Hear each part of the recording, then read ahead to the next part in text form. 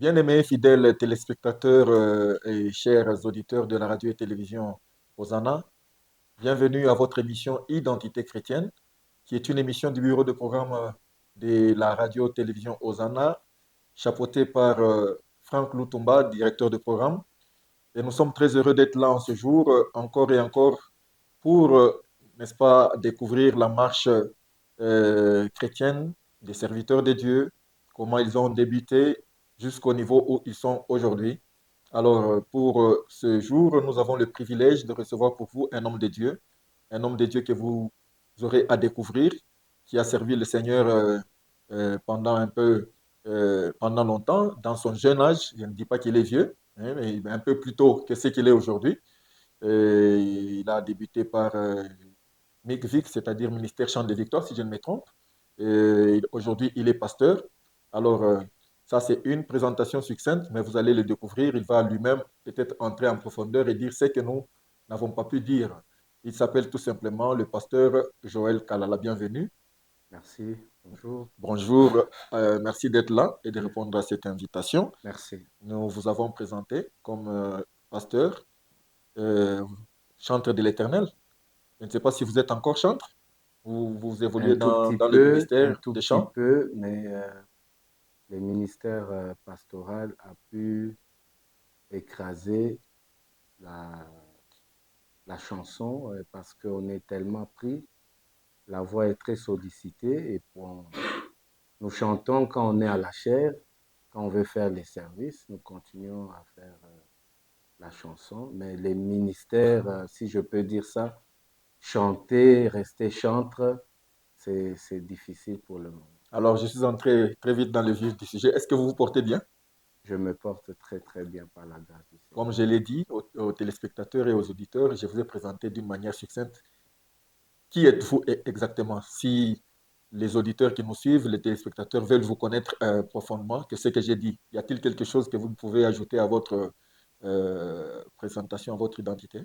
Dans ma petite présentation, je suis un enfant de Dieu, converti, né de nouveau, parce qu'il ne faut pas confondre aussi, il y a une différence entre la nouvelle naissance et la conversion.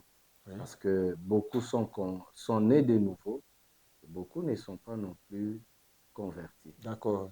Convertis, nés de nouveau, emplis du Saint-Esprit, servant les seigneurs.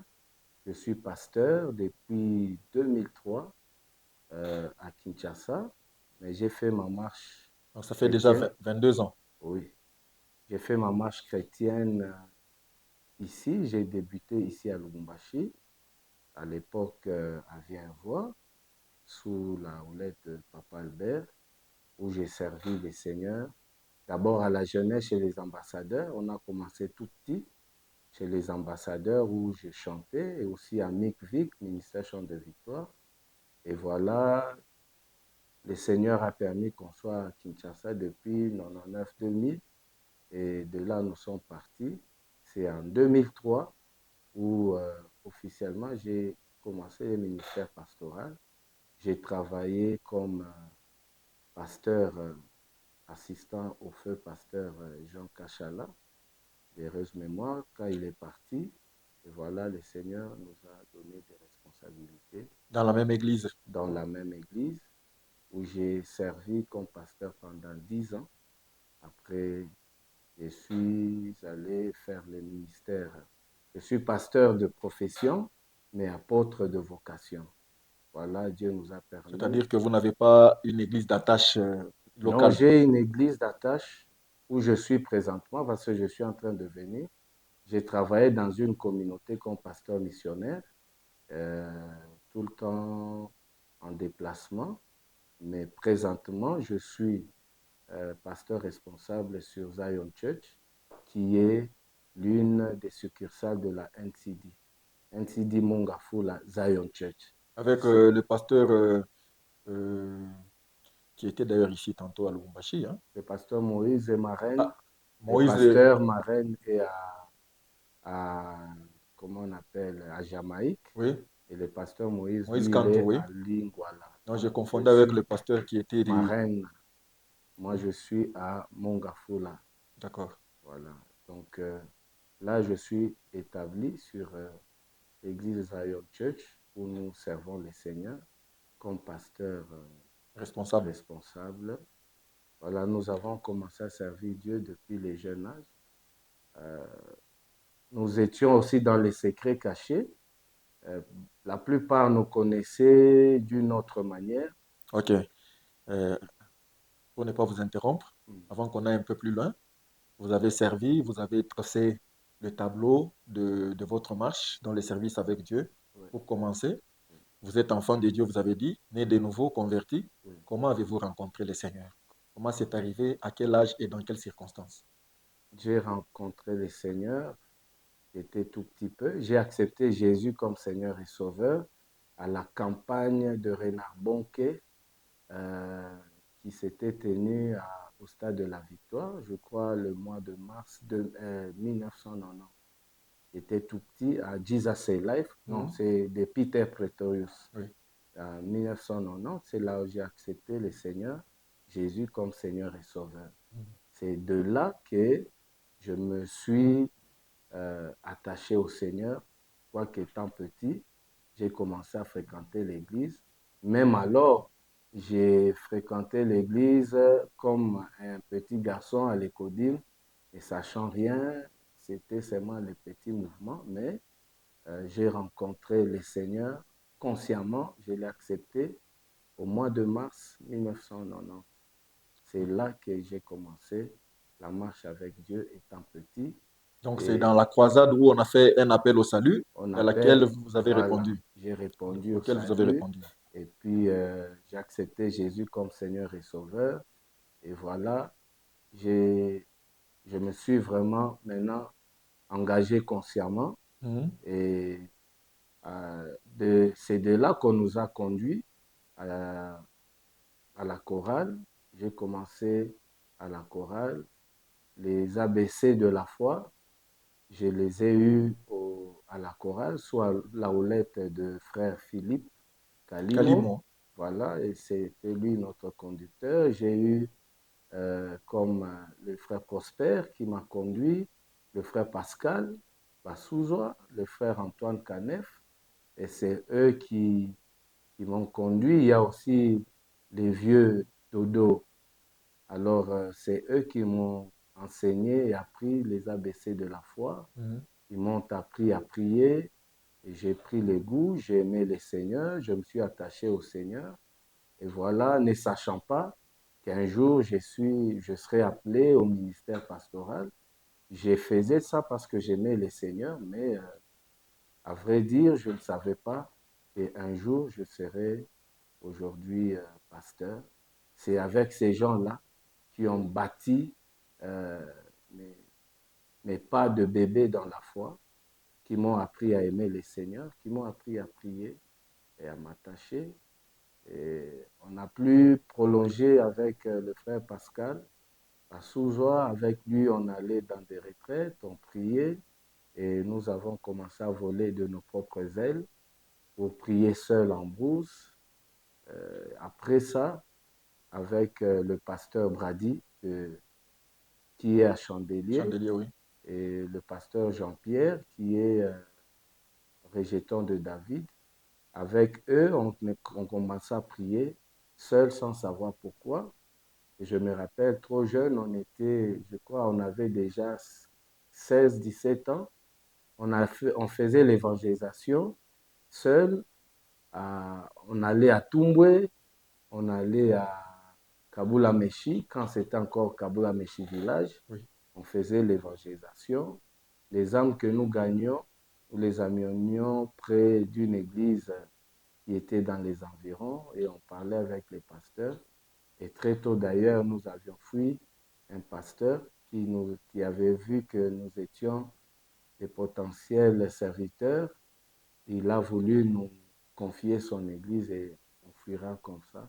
Alors, depuis 90, vous avez dit que vous avez accepté Christ. Oui, Ça fait pratiquement 35 ans aujourd'hui. oui. Quelles sont les difficultés que vous avez eues tout au long de votre marche liées au fait que vous avez eu une nouvelle identité d'enfant de Dieu, ayant accepté Christ comme Seigneur et Sauveur? S'il y en a eu, bien sûr. Il y en a eu beaucoup d'ailleurs. La plupart sont des difficultés environnementales Oui. et des fréquentations, des trahisons dans la marche avec Dieu. Nous avons rencontré certaines personnes qui avaient l'apparence des serviteurs d'enfants de Dieu. Et quand vous vous êtes confiés, et après vous êtes déçus, c'est la trahison. Alors, on a plus marché dans, dans l'incertitude, ne sachant pas que devant il y a quelque chose de bien.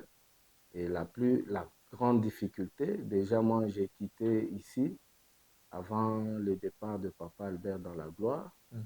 Euh, j'ai servi sous un pasteur qui était aussi le frère et ami à Papa Albert. Alors, il est mort trop tôt, sans être malade. Et déjà, à 20, je crois, 21 ans, 22 ans, je devais prendre la relève d'un homme aussi expérimenté et moi sans expérience. Dieu m'a fait grâce de conduire l'Église et d'entrer déjà sans une grande préparation au ministère pastoral. Et Dieu m'a fait grâce, j'ai tenu cette assemblée 10 ans d'affilée À Lubumbashi ici, à à Kinshasa, Kinshasa. sans casse, sans rien, et Dieu nous a soutenus comme ça. Alors, la Bible déclare euh, dans Jean, chapitre 1er, verset 12, hein, Dieu a tant aimé, non, en fait, non,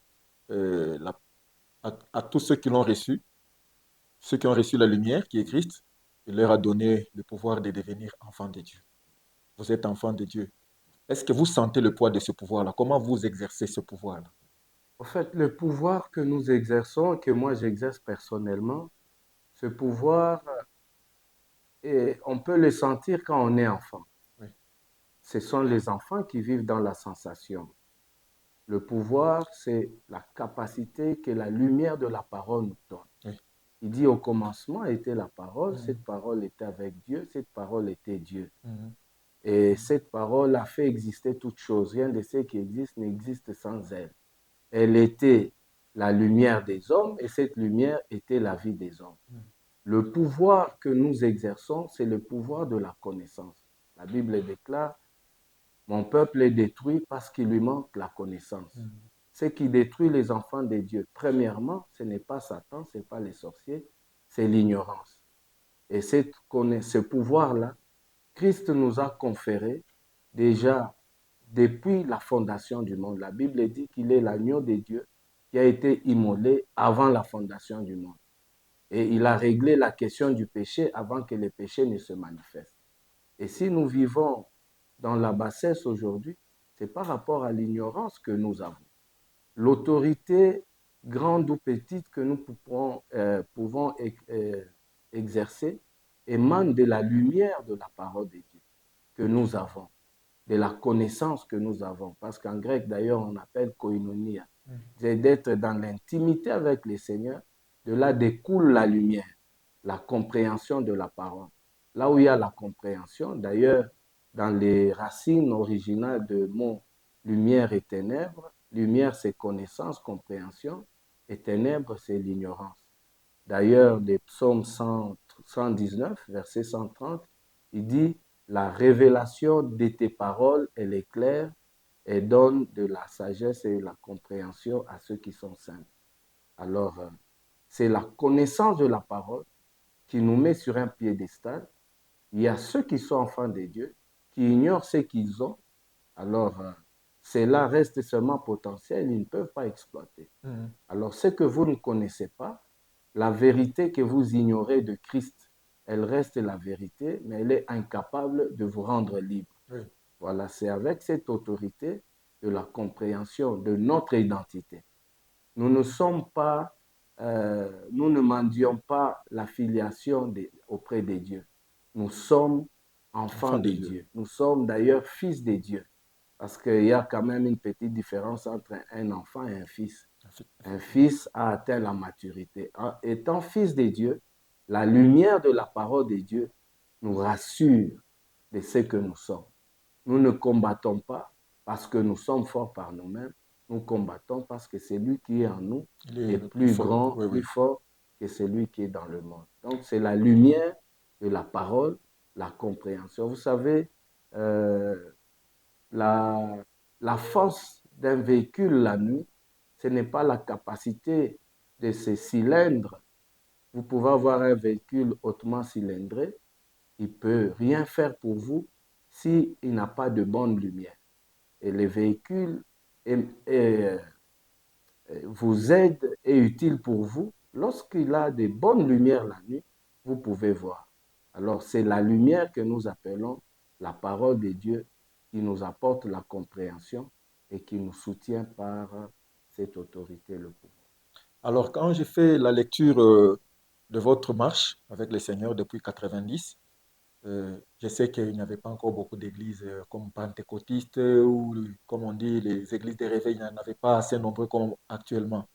Alors, lorsque vous faites marche arrière, vous projetez un peu, vous regardez dans votre rétroviseur et aujourd'hui, est-ce que vous sentez qu'il y a quand même une certaine différence, décadence entre vous qui avez cru les années 90 et ceux qui servent le Seigneur aujourd'hui, jeunes serviteurs? Est-ce qu'il y a quand même, vous ne sentez pas qu'il y a quand même un certain décalage? Il y a une grande décadence, une grande Et différence. quelle en est la cause selon vous? La cause, simplement, c'est ce que je viens de dire, c'est l'ignorance. L'ignorance. Ce que vous ne connaissez pas vous détruit, même si vous avez la foi. La foi ne vous gardera pas non plus en vie quand vous êtes ignorant. Vous lirez Hébreu, il dit que c'est par la foi qu'ils sont morts sans avoir vu l'objet de leur promesse, ils l'ont salué au loin. Donc, la foi dans l'ignorance peut détruire. Quand vous ne connaissez pas les codes de la route, même si vous êtes rempli du Saint-Esprit, vous mourrez par la foi. Vous ne connaissez pas les principes d'électricité, ne jouez pas avec l'électricité parce que vous serez électrocuté, au besoin de mourir par la foi, vous irez au ciel, mais l'ignorance vous aura détruit. Ce ne serait pas Satan, c'est l'ignorance. Ce qui fait que euh, ceux d'aujourd'hui, je ne sais pas, ils ne sont pas plus attachés aux principes de la parole de Dieu, non seulement au principe de la parole de Dieu, au principe de l'éthique, au principe de même les aînés aujourd'hui. J'ai vu, je vois même sur les réseaux sociaux, les gens dire que, bon, en Christ, tous nous sommes les mêmes. C'est quasiment faux. Mhm. Nous avons nos aînés, nous avons nos pères. Je ne peux pas dire que parce que moi je suis ouais, je deviens égal à mon père dans la foi ou dans le Seigneur. Je ne peux pas dire ça. Donc, c'est peut-être parce que vous avez tous le même fondement qui est Jésus-Christ. Oui, L'esprit est le même, donc hein, on ne fait pas de différence en termes de poids spirituel, hein, peut-être par rapport à l'âge, par rapport... nous avons le même Seigneur, nous avons les mêmes fondements, nous avons les compréhensions différentes et nous avons les degrés différents. Ça, il ne faut pas l'oublier. Le royaume des dieux est structuré. Le royaume des dieux, nous n'avons pas tous les mêmes, nous n'avons pas tous les mêmes, comment je peux dire, nous n'avons pas tous les mêmes capacités, nous n'avons pas tous les mêmes différences. Il y a ceux qui sont avancés par rapport à nous et ceux qui ne sont pas avancés. Vous voyez, c'est ça les principes qui sont établis dans le royaume. Il y a un maître, il y a les seigneurs, il y a d'autres. Quand vous regardez même dans la hiérarchie des anges, il y a des séraphins, il y a des chérubins, il y a des archanges, il y a toutes ces choses-là. Et nous ne sommes pas les mêmes dans les seigneurs. Qu'on ne nous trompe pas en disant que puisque nous sommes loin, ne touchez pas à mes oins. Oui, ne touchez pas à mes oins. Ou en disant, j'ai entendu quelqu'un dire que personne n'intrigue l'autre. La Bible dit, n'irritez pas nos enfants. Si on parle des enfants, c'est qu'il y a des pères. Donc nous avons ces fondements qui nous a gardés à respecter. D'ailleurs, dans le principe de l'honneur, ce que vous n'honorez pas ne peut pas vous bénir ni vous honorer aussi. Si vous ne reconnaissez pas les aînés, à votre tour, c'est la loi de la correspondance. Personne ne va vous reconnaître. Nous ne sommes pas tous les mêmes. Nous pouvons tous avoir le même appel apostolique, prophétique ou évangélique, mais nous n'avons pas tous le même degré, la même intimité, la même compréhension, la même autorité. Je pense que les jeunes serviteurs hein, qui aspirent au ministère devraient retenir, je voulais dire, ce conseil très sage du pasteur. Alors, vous êtes aujourd'hui pasteur. Je sais que vous avez expliqué dans votre marche, vous avez eu à faire l'intérim, à gérer l'église en l'absence de tel pasteur, à la mort de tel pasteur.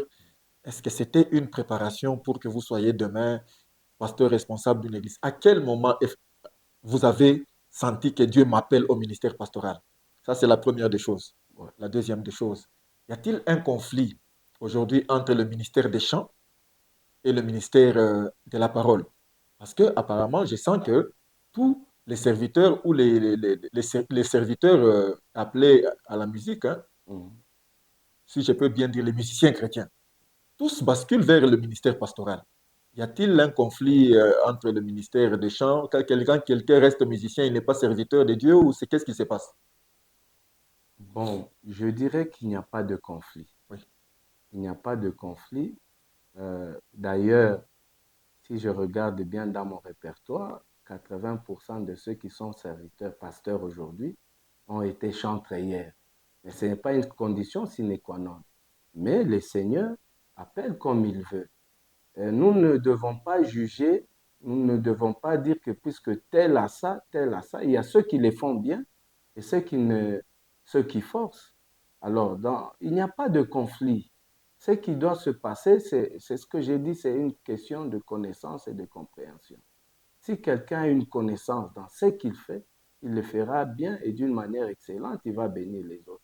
Il n'est pas non plus dit que si vous avez un don, et le Seigneur vous appelle à exploiter ces dons-là. Si je peux appeler les dons naturels ou les talents naturels. Aujourd'hui, si quelqu'un a été un musicien dans le monde, peut-il chanter dans le Seigneur? Oui et non. Est-ce qu'il est appelé nécessairement à ça? Ou bien ce n'est qu'un don qui est auxiliaire? Donc, pour moi, il n'y a pas de conflit. C'est une question de compréhension de la personne qui est appelée à, s'il doit gérer les deux ministères ou les deux appels, la personne doit le faire dans la connaissance, dans la crainte de Dieu, la pureté, la consécration et la foi. Et voilà, j'ai commencé à ressentir l'appel au ministère et le Seigneur ne m'avait pas donné, comment dire, comme on le dit, un go pour commencer. Oui. Si j'ai une bonne mémoire, 10, le 10 octobre 1995, alors que je n'avais pas trop de compréhension par rapport à cela, j'entendrai une voix, j'étais en prière, c'était la première fois. Le Seigneur m'a dit clairement, voici le signe de mon esprit qui est sur. Pour ceux des Sion qui se convertiront de leurs péchés, voici, je mets mes paroles dans ta bouche et mon esprit sur toi. Je ne les retirerai pas, ni de toi, ni de tes enfants, à jamais. Je ne comprenais pas. Alors, c'était là le début de mon appel au ministère pastoral. Mais j'ai évolué tantôt sous les autres. J'ai étudié aussi et j'ai étudié à l'Institut supérieur théologique du Réveil de révérend François Callot de Kinshasa et j'ai fait d'autres en dehors des études scientifiques normales. J'ai fait le leadership et autres formations chrétiennes.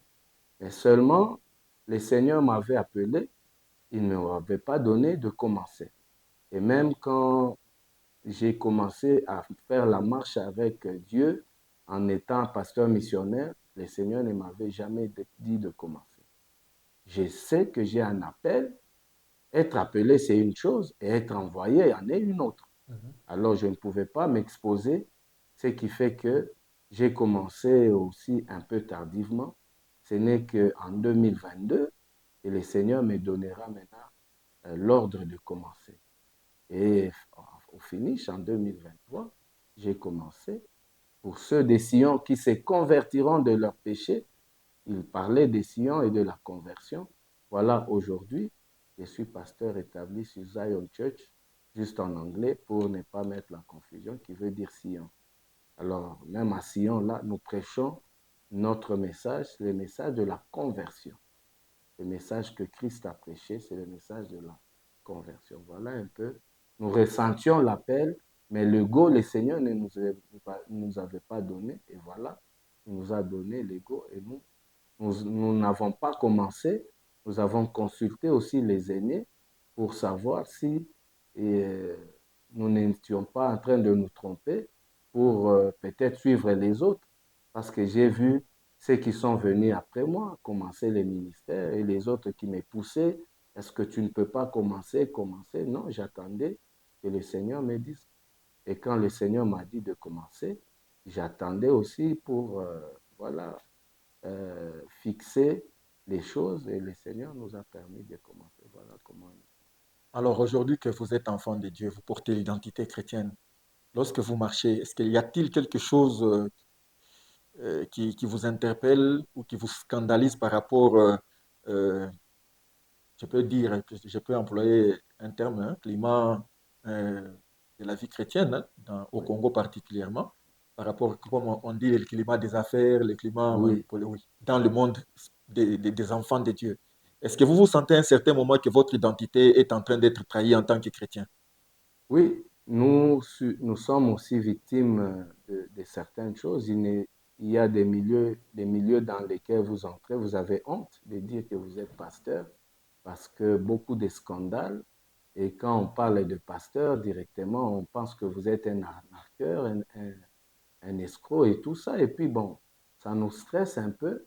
Le climat n'est pas du tout bon, mais pas la crainte, mais ma plus grande peur, c'est cette parole qui dit, je ne vous ai jamais connu. Arrière de moi, serviteur de l'iniquité. Mm. Alors cette parole m'interpelle toujours et c'est elle qui me fortifie pour marcher dans la foi et dans la crainte de l'Éternel. Et si je crains l'Éternel, parce que j'attends aussi une récompense auprès du Seigneur. Le ciel n'est pas, si je peux le dire, notre destination finale. Non, nous irons au ciel pour un temps et nous allons revenir sur la terre. D'ailleurs, il est dit, puis j'ai vu un nouveau ciel et une nouvelle terre. Donc l'homme, Dieu lui a donné la terre, mais pour vivre dans toutes ces choses, dans la quiétude, dans la paix, dans l'éternité, auprès du Seigneur, j'ai besoin de vivre dans la crainte de Dieu, connaître Dieu, marcher avec Dieu, marcher dans cette victoire avec le Seigneur. Donc, c'est cette parole qui m'interpelle malgré que le climat est très toxique spirituellement. Il y a ceux qui ne craignent pas Dieu, il y a ceux qui ne marchent pas dans la crainte de Dieu. Alors, à de moments, vous vous posez des questions. Nous ne sommes pas les premiers à nous poser ces questions, comme David qui disait, comment les méchants réussissent, comment les méchants évoluent et tout ça. Mais ce qui nous confie la grande force de tenir, c'est que lui-même donne la réponse, qui sont comme une herbe qui va sécher d'ici le soir. Mais ceux qui sont dans le Seigneur, ils tiennent ferme. Ce que j'aime avec le psaume 90, il dit, ceux qui habitent, ceux qui demeurent sous l'abri du Très-Haut, reposent à l'ombre du Tout-Puissant. Mais quand vous lisez la version portugaise, elle dit, ceux qui habitent les lieux secrets de Dieu. Dieu a des lieux secrets. Il n'a pas dit ceux qui sont de passage ou ceux qui sont en visite, mais ceux qui demeurent. Si nous demeurons près du Seigneur, nous sommes différents comme ceux qui ont un semblant de prospérité et qui demain, après-demain, vont sécher. Je ne dirais pas que ces choses-là sont mauvaises. C'est bon pour nous et c'est bon aussi pour eux. Mais quand vous lisez le psaume chapitre 1er, c'est lui qui nous rassure Mm. de beaucoup de choses. Il dit, heureux l'homme qui ne marche pas selon le conseil de méchants, Oui, qui ne oui, s'arrête sur le le seul banc de plan. pécheurs, ni qui ne s'assoit en compagnie des Ok, moqueurs, oui. mais qui trouve son plaisir Dans la dans loi la loi de de l'Éternel. l'Éternel, qui la médite jour et nuit. Il est pareil à un arbre Et planté près près d'un d'un coup. courant d'eau et dont le feuillage ne flétrit point. Mais le verset 3 dit, tout ce qu'il fait Lui lui réussit, réussit. oui. Donc le grand secret de la réussite est caché dans la compréhension de la parole de Dieu. Quand je sais que cette parole est ma lumière, cette parole est ma vie, cette parole me rend intelligent d'une manière intellectuelle et cette parole est capable de me rendre prospère. Donc je suis appelé à faire aussi mes affaires, je suis appelé à travailler aussi.